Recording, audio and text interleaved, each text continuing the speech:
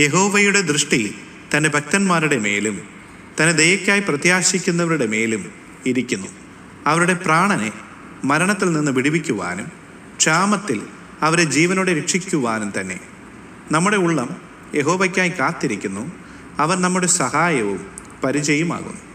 അവൻ്റെ വിശുദ്ധ നാമത്തിൽ നാം ആശ്രയിക്കുകയാൽ നമ്മുടെ ഹൃദയം അവനെ സന്തോഷിക്കും. സങ്കീർത്തനങ്ങൾ 33-ാം അധ്യായം 18 മുതൽ 21 വരെയുള്ള വാക്യങ്ങൾ. ഞാനവനുള്ളം കയ്യിലിരിക്കയാ, ആരുമില്ലെനിക്കു ദോഷം ചെയ്യുവാൻ.